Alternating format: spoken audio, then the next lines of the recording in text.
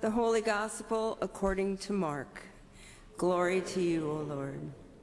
As Jesus came out of the temple, one of his disciples said to him, "Look, teacher, what large stones and what large buildings." Then Jesus asked, "Do you see these great buildings? Not one stone will be left here upon another. All will be thrown down." When he was sitting on the Mount of Olives opposite the temple, Peter, James, John, and Andrew asked him privately, "Tell us, when will this be? And what will be the sign that all these things are about to be accomplished?" Then Jesus began to say to them, "Beware that no one leads you astray. Many will come in my name and say, 'I am he,' and they will lead many astray. When you hear of wars and rumors of wars, do not be alarmed. This must take place, but the end is still to come. For nation will rise against nation, and kingdoms against kingdom. There will be earthquakes in various places. There will be famines, but this is but the beginning of the birth pangs." The Gospel of the Lord. Praise to you, O Christ. You may be seated.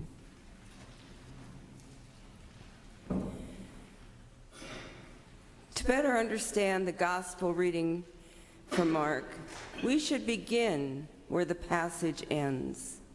Jesus telling the disciples, "This is but the beginning of the birth pangs."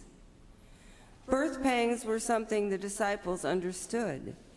Birthing children then was very painful and not at all like today.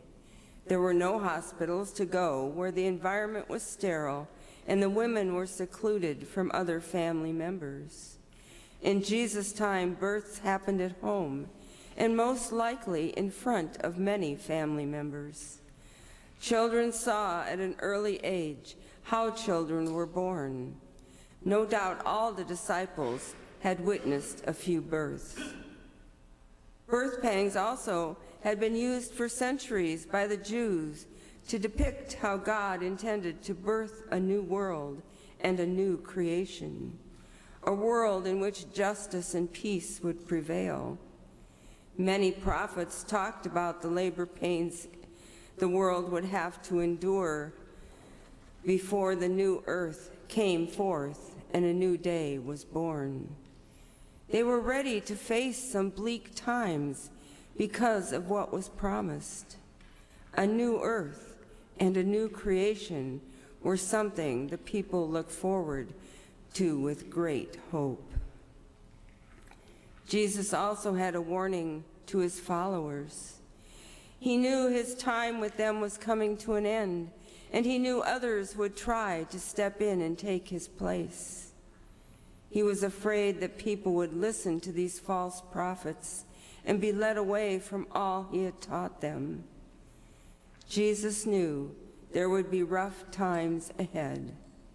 He even predicted that there would be wars where nations would rise up against each other.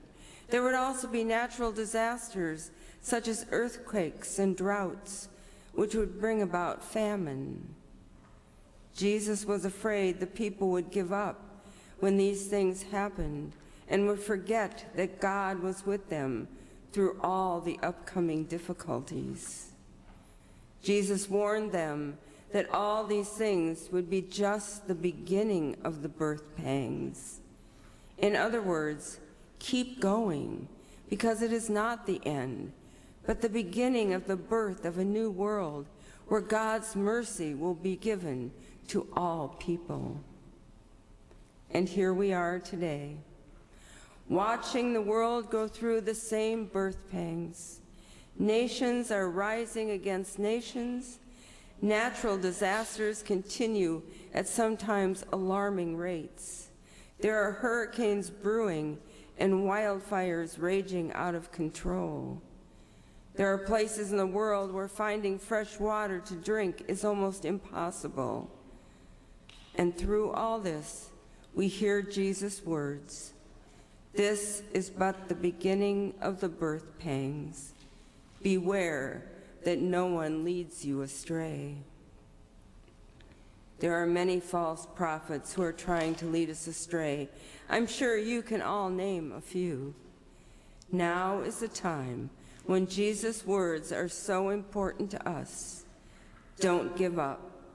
There will come a time when the birth pangs will stop and a new world will be born, where justice, peace, and mercy replace the hate that we see all around us now. So what do we do while we wait for a new day? We keep moving forward. So how do we do that? Well, one of Jim Weiss's favorite quotes was, "Onward ever, backward never." I participated in his funeral yesterday. Those were words he lived by in all that he did. One way we can continue to move forward is to support Gloria Dei and the mission of the church and the ministries that carry out that mission. And there are two important ways to support Gloria Dei. One is to volunteer. There are many ways to serve. And the other is to give generously to the offering. The offerings received not only benefit our congregation and community, but also the ministries of the Synod and the wider church. Much good is done with what you give. Jim Weiss was the chair of the stewardship committee here at Gloria Dei for many years. I've heard many people comment on how valuable his leadership was when it came to asking people to pledge money at Gloria Dei. Jim was a very generous giver, not only here but out in the community. He gave his time, his talent, and his money. For Jim, it wasn't so much about opening his wallet as it was about opening his heart. For he knew if you were passionate about something, the wallet would automatically open. Jim was definitely passionate about Gloria Dei, and he believed in the ministries done here. Now, I too would like to share a portion of Jim's prayer for Thanksgiving and stewardship that he wrote to his church in Chagrin Falls. Luckily, I didn't pick the same passage that Greg did. Help us to learn through our daily living that true Christian love is not really found until we give it away unselfishly to others.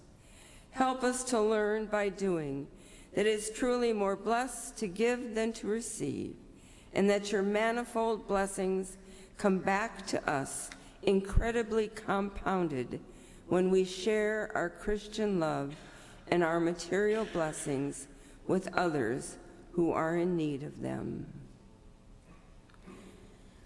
I hope you'll remember Jim and his words as you prayerfully consider what you can give to the ministries of Gloria Dei.